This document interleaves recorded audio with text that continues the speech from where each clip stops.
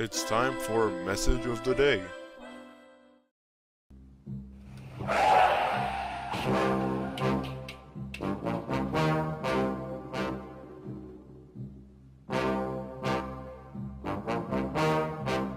Message: don't forget to look left and right.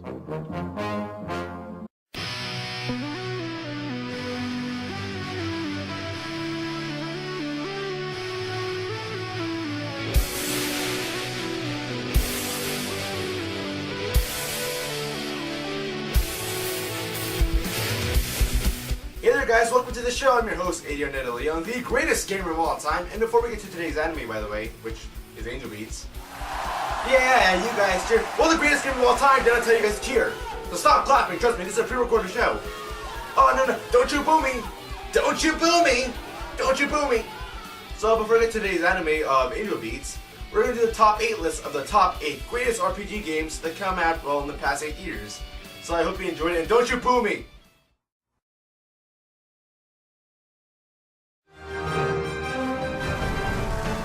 So before the list officially starts, let it be known that MMORPGs will not be counted in this list, in the grounds that there's a huge freaking difference between MMOs and RPGs. So sorry, Superstar Quarterback Carson Palmer, no WoW or Guild Wars anywhere. What? No Guild Wars 2 or World of Warcraft? You will die!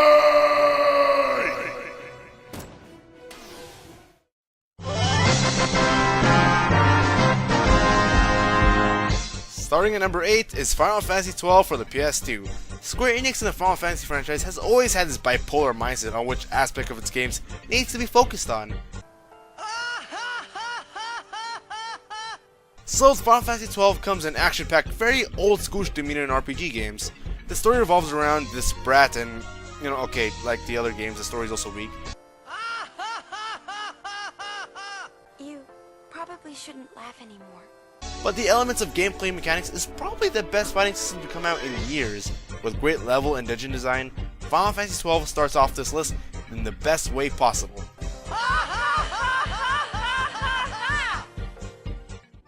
It's not some fairy tale world of knights and princesses like in the stories. Coming in at a time in which RPG games are delegated to be put to high standards, comes Last Story. This game is practically what an RPG should be. This is a bare-bones simplistic RPG game, and now there is nothing wrong with that. So the reason Last Story is on this list would truly be that Last Story is the perfect representation of what an old-school RPG game should be about. Vault today. Sign up now and prepare for the future. So this one time I was traveling along the Pit of Danger, then somehow I ended up fighting a super mutant, and physics went out the window!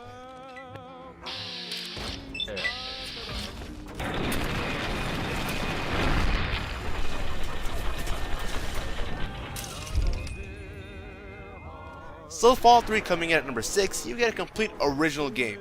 One thing to say about Fallout 3 is that there's very little hand-holding, at least until you leave the vault to go save your father from conspiracy, before you decide to blow up a random town for the hell of it.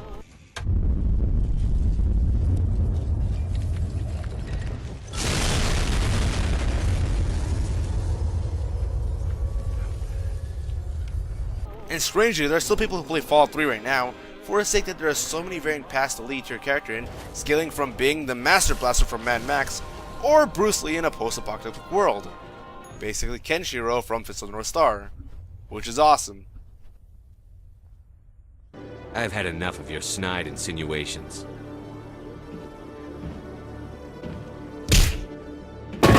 Coming at number 5 is the Mass Effect series. Okay, this might be cheating here, but the story for Mass Effect and the memorable characters given from the series stick out like a sore thumb, and even though the conclusion for the series is pretty controversial, and you have to download DLC to clear the gaping plot holes from the story, the entire series in a nutshell brings an amazing experience distinctly different from any other RPG game in this list. I wish I'd done that the first time we met.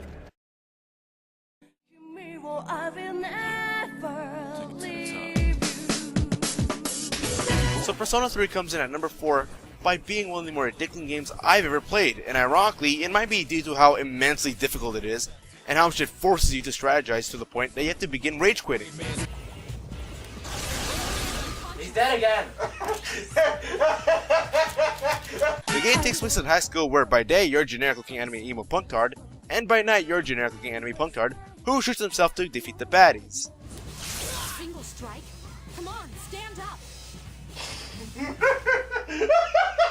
You freaking idiot! You pink idiot! Don't go through this again! At number 3 is Persona 4.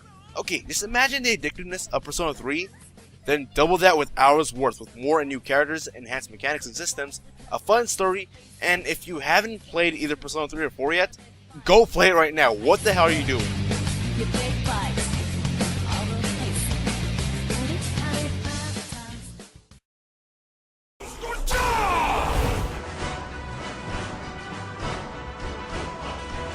Reaching up to number 2 would be Elder Scrolls Skyrim. Okay, now I don't know about other players' experience with the glitches here, but they were never that apparent during my time with Skyrim. And getting over the broken glitches that I never experienced by the way, from top to down Skyrim hits the nail in every category from graphics, story, gameplay, content, humor. Arguably Skyrim could be said to be the perfect game, but Skyrim offers an all-round experience that shouldn't be missed.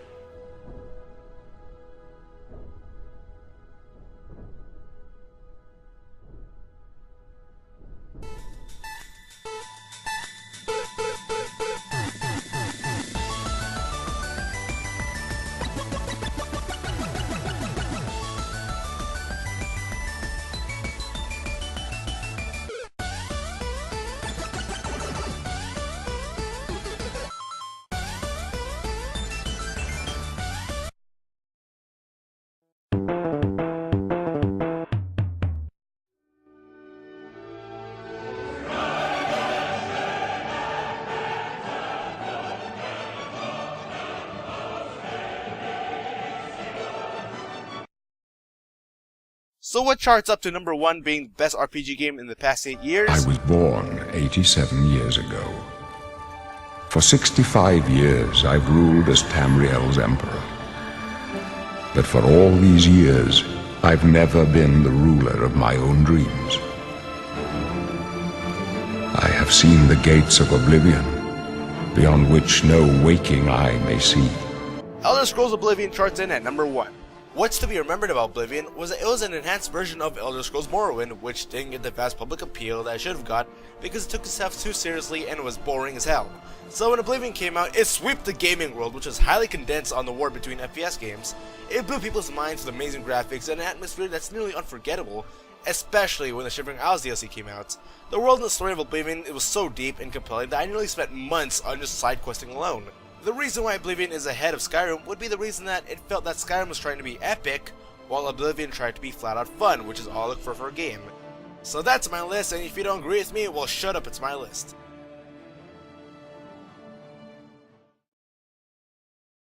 Is that the best we can expect? I've had enough of your tabloid journalism. Ha!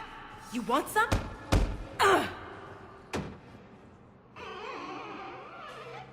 You're angry.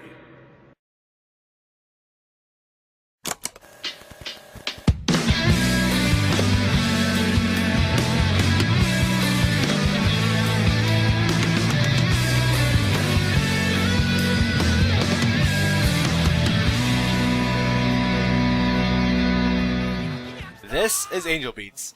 アホひなた。仕方ないわね。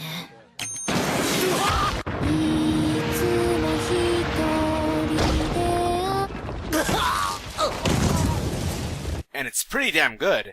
どうですか？分かったから座りなさい。はい。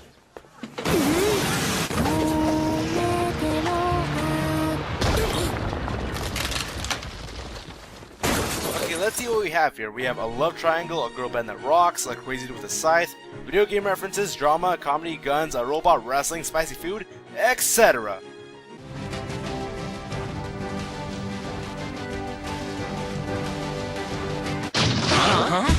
Hold on a minute! The story is about a boy named Utanashi who wakes up in Purgatory in the middle of battle between Haruhiko like Yuri and the Battlefront team against a being called Angel. Utanashi gains amnesia and helps the Battlefront to get his memory back and get out of Purgatory. First off, I like the setting. Every character you see here all died previously and are stuck in Purgatory until they learn a lesson. With Purgatory taking an appearance of school, this opens up a lot of questions that are left for the characters and for the viewer to decide. The story is told very well, and even though I am a man, the end scene was pretty sad and heartwarming. The characters are hit and miss considering this is a very short anime, so in the beginning where the show shows a bunch of characters, you're probably going to remember about only 4 or 5 of them, with a couple characters being one-dimensional stereotypes and disappearing throughout the story. So we have Yuri here who plays the leader of the Battlefront, with Haruhi mannerisms of being a witty bitch. Ooh, this is kinda cool. Flashback Battlefront. If only this was a flashback. And how about this? Suicide Core Battlefront. Then that means you're resolved to die. Desperate Battlefront. We aren't desperate. Then the Invincible Squadron. Where's the Battlefront part? Honorable Death Battalion. I'm gonna hit you. Right, brothers. Was that a joke? Then we have our main character Otonashi here, who basically is the only character here with common sense. Then the best character in the show, Angel.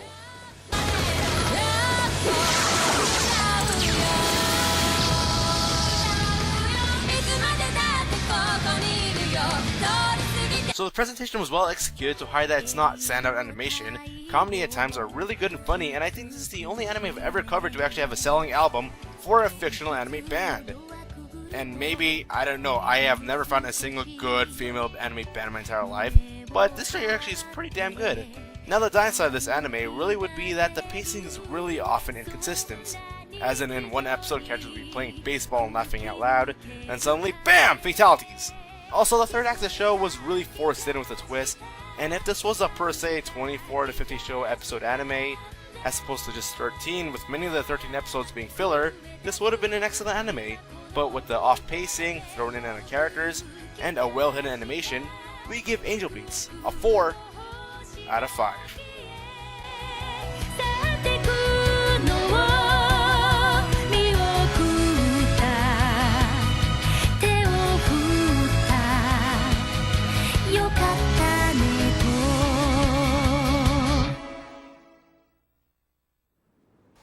Here, locked and loaded. Even noobs can fire this. Thanks for watching the show. If you enjoyed it, don't forget to support us and the RPG fan. So, until next time, see you guys later.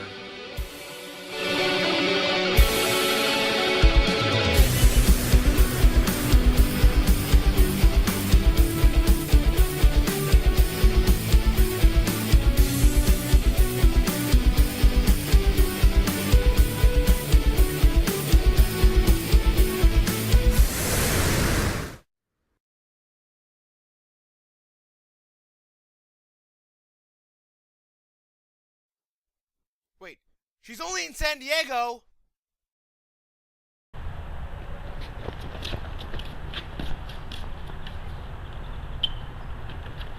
Okay, yeah, so yeah, is San Diego right over there? Oh, okay, thanks.